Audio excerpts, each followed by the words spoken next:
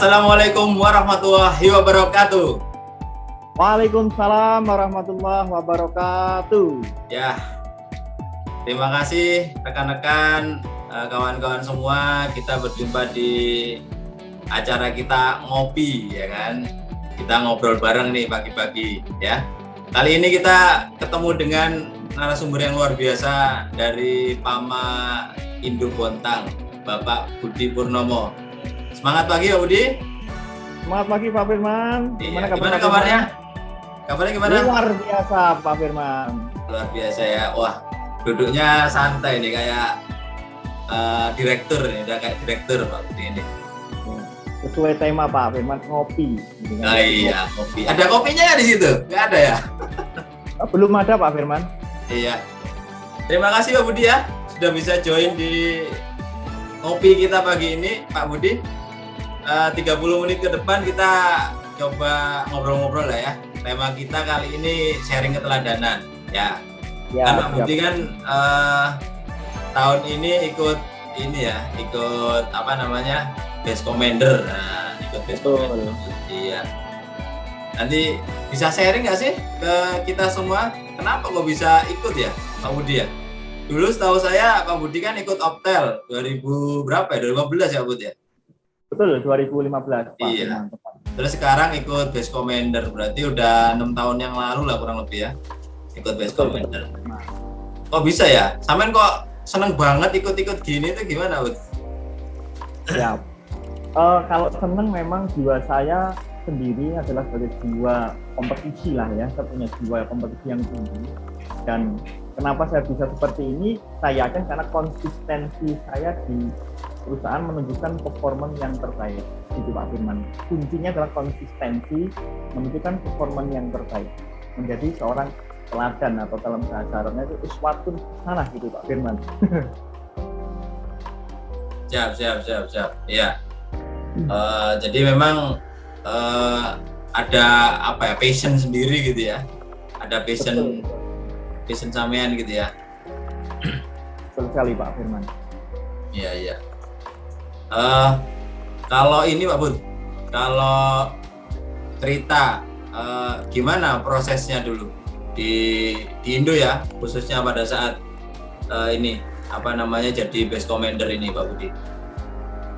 Kopi. Kalau ceritanya kita flashback berarti ke persiapan 5 tahun belakang Pak Firman, karena untuk mengikuti Base Commander kan minimal 5 tahun menjadi seorang CL. Memang preparation sangat saya lakukan dari awal.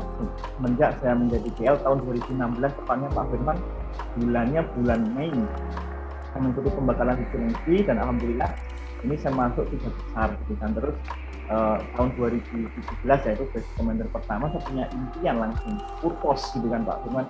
Saya kepingin jadi Base Commander di 5 tahun ke depan.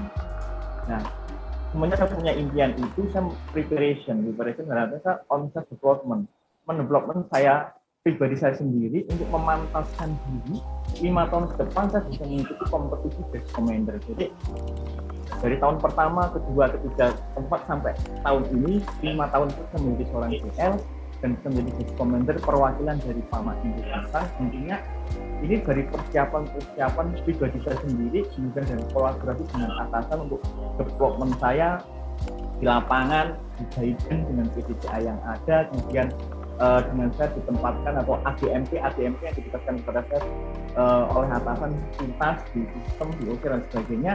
Mungkin atasan saya menilai bahwa saya sudah matang bisa dijadikan Base Commander di Indo. Nah, terjadilah sekarang Pak Firman, saya mewakili Induk Bontang sama Pak M. Ikhwan untuk berkompetisi ya, ini biasanya kompetisi OTBC tahun 2021 begitu Pak Firman. Iya, berarti ada kesempatan gitu ya. Kemudian Anda juga punya, bisa dibilang tadi passion-nya gitu, sehingga masuk. Kalau dibandingin sama Optel dulu apa bedanya Pak Budi? Sama nggak Pak Budi? Kalau kompetisi Basecom dan Optel ya kalau kita lihat dari kompetisinya itu sama, tapi secara level saya yakin berbeda. Karena operator teladan kan menunjukkan sisi keteladanannya lebih optimum, karena judulnya saya sudah teladan atau uswatun hasanah gitu kan. Kalau untuk di Gascom itu tuh best, berarti yang terbaik. Jadi secara penilaian saya yakin berbeda, tetapi secara kompetisi sama. Artinya kita mengekspor diri, kalau keteladanan mengekspor diri terkait keteladanannya yang nanti akan dijadikan role model oleh rekan-rekan yang lain. Kalau Gascom itu ya selain keteladanan ditambah lagi leadership dan lain sebagainya. Iya. Itu Pak Firman. Oke. Terus tanggapan teman-teman gimana Pak Bud? Wah, Budi Purnomo dulu Optel, sekarang ikut Gascom gitu. Gimana tanggap teman-teman di set Indo lah khususnya, atau teman-teman di set lain lah gitu? Ada yang ini nggak? Wah, Pak Budi luar biasa ikut ini gitu kan, ikut Gascom. Seperti apa Bud? Ya, tanggapan dari rekan satu level saya di Mama Indo tentunya Pak Firman ya, karena saya sendiri 5 tahun pas menjabat sebagai seorang auditor. 5 tahun ya. Luar biasa, apalagi rekan-rekan di satu juga sudah melihat sepak terjang Budi gitu kan. Sepak terjang Budi dari awal menjadi seorang GL lapangan, kemudian mendapatkan ADMP klub di sistem, di Manpower, kemudian menjadi culture agent, menjadi skill agent, dan menelurkan beberapa sel nilai inti yang menurut saya pribadi dan atasan saya juga bagus gitu kan. PCP mengatakan luar biasa kamu potensinya. Saat saya seleksi ada 8 orang di Pama Indo, mungkin dari 8 orang itu bikin grup sama Pak Sofiansah kan. Di grup itu pasti Budi kayaknya nih seperti itu Pak, tapi guyon-guyonan kita, tapi ternyata betul sekali saya dan Pak Iwan yang masuk. Kemudian dari rekan-rekan saya yang di luar job set, terutama rekan-rekan saya Optel Teladan di 2015 dan pembekalan di 2016 seperti Mas Pak Abdetus, Pak Beni dari Agarit, satu Optel dengan saya, kemudian satu pembekalan dengan saya juga Jabri. Aku tahun 2021 ikut kemudian Gascom nggak? Insya Allah ikut, dan kita masih tahap. Wah, berarti udah ngoling saingannya ya? Iya, Pak Albert malah bilang gini. Iya, ini saingan saya. Gimana? Ya, ada reunian Pak Firman. Ayo kita reunian. Ayo kalau gitu aku tambah semangat mengikut seleksi job setnya gitu. Ayo kita ketemu lagi, reunian lagi. Oke gitu Pak. Kita seru-seruan di Japri sama Pak Albertus Peter Beni. Sudah komunikasi sebelum tahap nasional berarti ya? Baru di job set sudah ngoling-ngolingan ya? Oh, iya. Ya itu ajang reunian Optel gitu kan? Ajang reunian. Betul Pak Firman. Ya. Dan di Gascom. Ini tanggapan teman-teman juga banyak yang ini ya, banyak yang luar biasa, senang gitu ya, luar biasa gitu ya. Karena betul. Banyak yang kenal, udah tahu kegiatannya sehari-hari gitu. Nah, kalau ngomong kegiatan sehari-hari nih, saya lihat sampean banyak banget ikut QCC, SAE Challenge, ikut Gascom ini gitu kan, ikut apalagi banyak banget sampean. Cara bagi waktunya gimana ya? Sampean ikut-ikut itu sama kerja kan, jadi GL biasa juga harus kerja di lapangan kan, jadi kerja apa namanya ya, kalau tadi saya bilang jadi OB di OBGL harus ke lapangan ngeplit atau ngurusin sistem, itu bagi waktunya gimana? Oke, siap. Bagi waktunya yang pertama diawali dengan niat Pak Firman, karena dengan niat kita bekerja, kemudian dengan kita akan melakukan hal yang banyak sekali gitu kan memang harus benar-benar membagi waktu. Bahkan kata loyalitas itu menjadi sesuatu yang harus diprioritaskan gitu kan. Kebetulan di Indo kan tidak sih Pak Firman, kami menjadwalkan terkait pertemuan nilai inti ataupun visi, kami punya waktu-waktu sendiri dengan tim untuk pertemuan. Apalagi sekarang kan kita bisa pertemuan via online, via Zoom bisa, Zoom bisa, kemudian video call WA juga bisa. Itu tidak ada faktor penghalang. Justru karena mempermudah kita, karena kita tidak bertemu manual, maka bisa semakin sering bertemu di media sosial seperti itu. Dan saat bekerja kan bukan hanya kita mengimplementasikan PDCA saja, tetapi kita sambil berinput. Kata Pak Firman, kita memang harus berinput. Terbukti dengan kita mengimplementasikan PDCA saja, kita sudah melakukan improvement, walaupun improvementnya itu kecil, gitu kan Pak Firman. Kemudian terkait loyalitas ya, memang sebuah improvement itu kalau kita hanya berbasis katakanlah durasi jam saat kerja saja, itu menurut saya kurang optimal. Dan di Indonesia 3 shift yang saya lakukan Pak Firman, yang saya lakukan mungkin bisa diduplikasi oleh teman-teman yang lain. katakanlah shift 1 pulang kerja jam 4 sore, ya setelah jam 4 sore itu saya menambah waktu sedikit untuk membuat lab, membuat meeting dan lain sebagainya. Jadi waktu-waktu istirahat, iya, waktu istirahat itu saya manfaatkan untuk ketika kita setelah pertemuan meresum MOM, kemudian mencari review dan sebagainya. Kita ada waktu tambah sedikit lah sebelum kita istirahat di mes, salah satu di mes Pak Firman. Begitu Pak Firman. Ya. Artinya pertama emang niat ya. Wah, niat paling utama. Pertama niat gitu. Kalau ngikut-ngikut aja niatnya nggak bener juga akhirnya di ujungnya juga akhirnya runtuh gitu kan. Nggak bisa continue terus gitu. Kemudian loyalitas, luar biasa loyalitas. Nah akhirnya cara bagi waktu gitu ya, karena di Bonang juga 3 shift, jadi itu kesempatan. Jadi ada kesempatan sedikit, ada peluang sedikit, manfaatkan gitu Pak Budi ya. Punya di situ ya. Pak Firman, betul sekali. Ya. Nah ngomong-ngomong ini sudah sarapan belum ya Pak Budi ya? Saya lupa nanya. Alhamdulillah sudah, dan menunya yang Budi suka Pak Firman, opor ayam. Oh, opor ayam. Tak pikir mie ayam. Karena tahu saya sampean suka mie ayam ya. Betul, yang berbau ayam Budi suka, apalagi berbau ayam. Tapi hati-hati mie ayam. Nanti rebutan sama ayamnya nanti makannya. Betul. Makanya di sini itu ada tiap pagi itu ada bubur ayam. Saya heran, bubur ayam tapi kok yang rame kok tetangga saya, bukan ayamnya. Saya jual bubur ayam. Pak Budi ini asal Kebumen Pak Budi ya?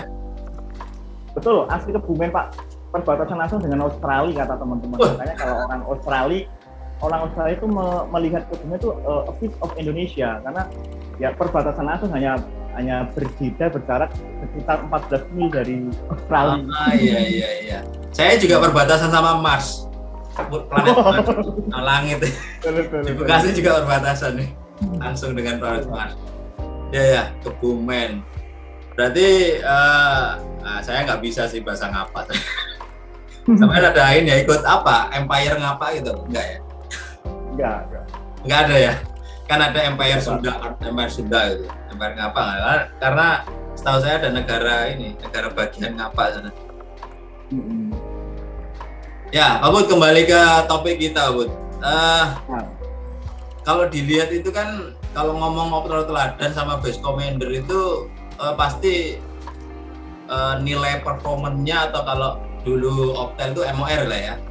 Kalau sekarang main pasti floor nilai floor lah ya, gitu ya.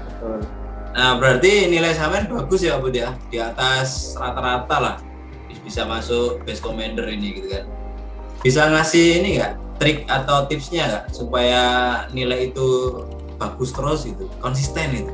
Karena yang saya tahu, yang saya lihat kan saya selalu menganalisa ya, nilai prosa MOA itu ya memang teman-teman bisa bagus gitu. Tapi konsistennya ini loh yang kadang susah gitu kan. Ya bagusnya bagus bulan 2 bulan, habis itu turun. Nanti bagus lagi, habis itu turun lagi. Nah, supaya konsisten itu menurut saya gimana, Bud? Ada trik yang bisa disampaikan nggak rekan-rekan semua, Bud?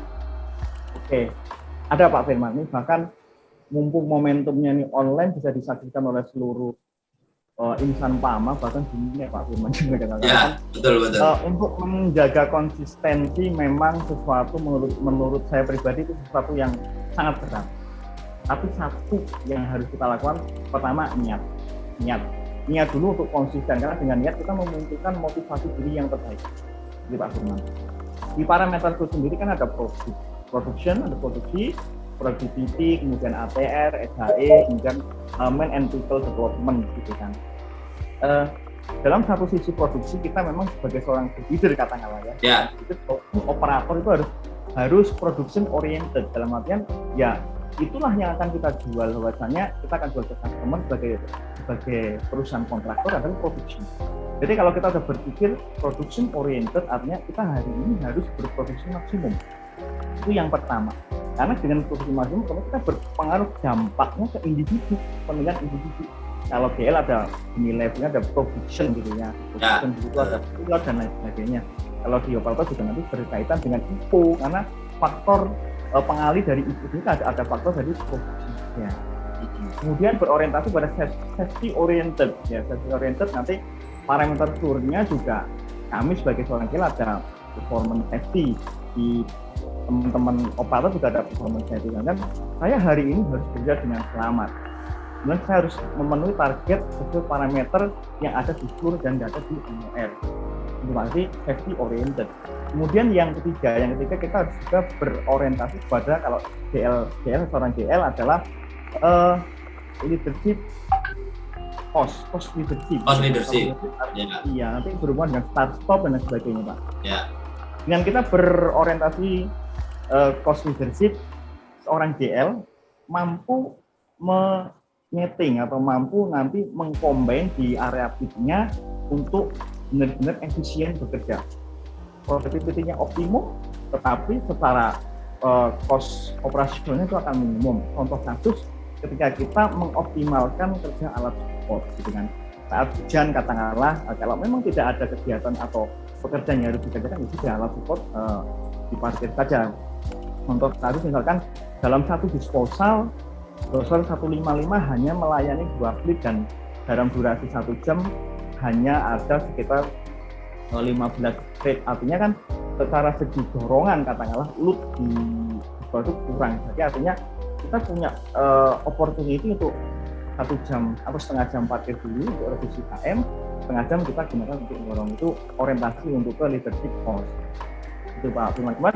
Terkait masalah ATR, otomatis ATR itu adalah sebuah kewajiban kita untuk hasil 100% di perusahaan gitu kan, dan ATR itu juga nanti akan sebagai faktor kalau di teman-teman operator pengalih juga Pak, pengalih juga di faktor eligibility di IPO-nya gitu kan.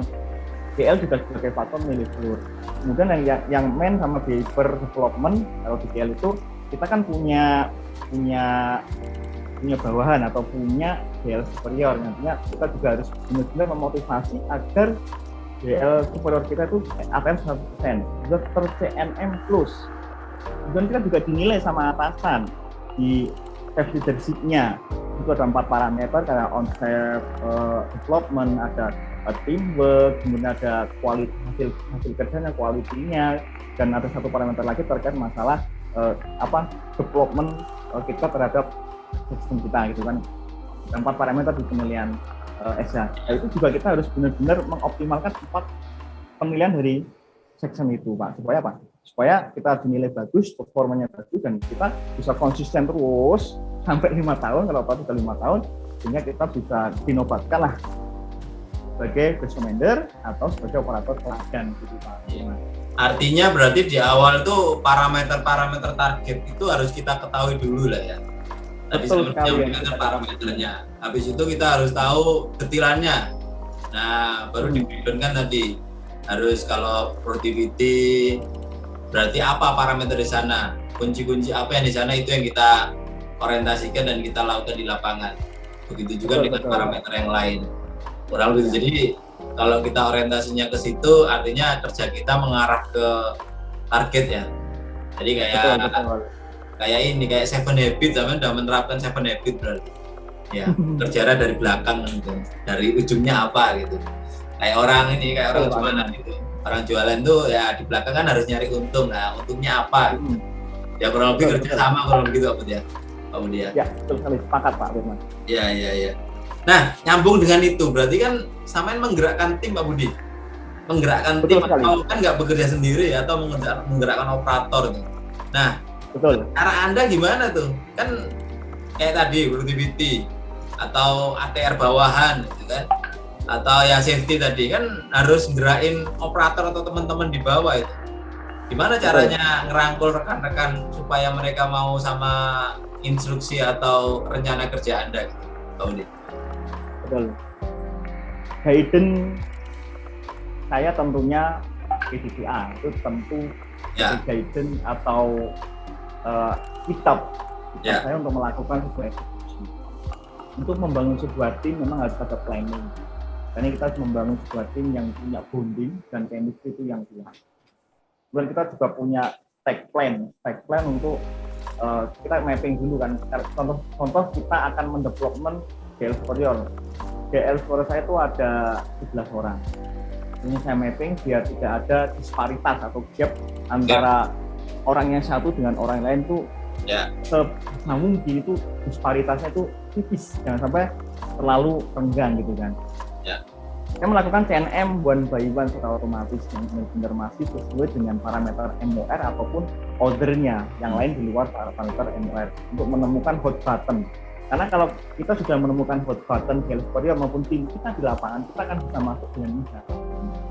Jadi kebutuhan dia apa atau secara karakter GL pembina kita harus pakai yang mana, harus apresiasi kah, harus result oriented kah, harus pakai yang lain gitu kan. Kita harus tepat benar-benar nanti kita harus pakai karakter GL pembina yang mana untuk ke teman-teman operator itu bisa kita mapping, kemudian kita dapatkan button dari masing-masing individu gitu teman-teman. Jadi untuk meramu sebuah tim memang kita harus menemukan kelebihan dan kekurangan dari masing-masing individu. Kemudian kita masukkan jamu atau skill atau obatnya yang tepat sehingga dalam satu tim itu tidak ada yang terlalu menonjol, tidak ada yang terlalu under. Jadi disparitas antara satu tim itu tipis. Ini kita bisa membuat sebuah tim yang solid, katakanlah seperti itu Pak Firman. Kemudian dia juga menjadi role model secara otomatis karena dengan role model atau keteladanan ini cara yang paling ampuh, efektif. Bahkan kalau orang Jawa bilang sakti mandraguna untuk mengajak dan mempengaruhi orang lain kayak gitunya. Kalau saya lupa itu ada bagaimana cara kita mempengaruhi dan mengajak orang lain dengan role. Kemudian kita juga harus mengetahui bahwasannya kita punya tim yang punya karakteristik masing-masing, ada yang dominan dan ada yang atau pragmatis, sanguin, melankolis, koleris, kita harus paham. Jadi bagaimana cara menangani orang-orang yang punya karakter itu kita harus memahami itu. Dan bagaimana cara membentuk sebuah tim, mengkokkan sebuah tim dengan multi dari karakter itu juga kita harus paham gitu Pak Firman. Ya, sorry Pak Bud, tak potong. Memetakan anggota tim gitu kan ya, melihat, mengcapture, kemudian memilah-milah. Ini gimana cara istilahnya mendevelopnya lah kita ngomongnya ya, dengan berbagai karakter mereka masing-masing. Pernah nggak sampean menemukan, waduh ini gimana ya caranya ini ya? Susah banget ya ini. Itu pernah nggak menemui kayak gitu? Terus apa ini langkah sampean kalau kayak gitu? Betul Pak Firman.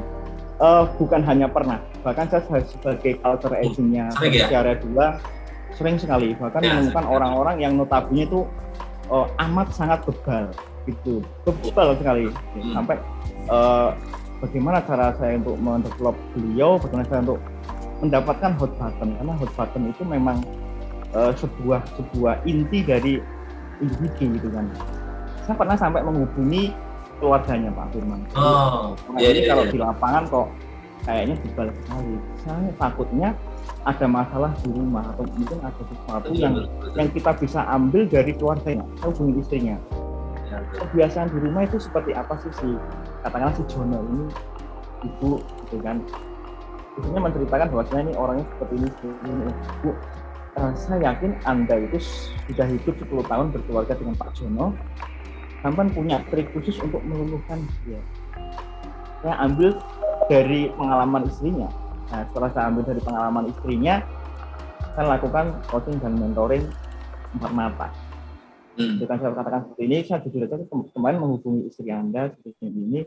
Sebenarnya sampean tuh orangnya yang bertanggung jawab di keluarga. Itu sama tuh sampai nangis kemarin ketika saya hubungi bahwasanya sama orang sangat bertanggung jawab pada keluarga, sangat sekali sayang keluarga. Tapi minta tolong ini di inland kan, ini Pak Eko ada ya. Kalau saya bilang inland, hanya Pak Eko nanti harus dijalankan dengan di perusahaan.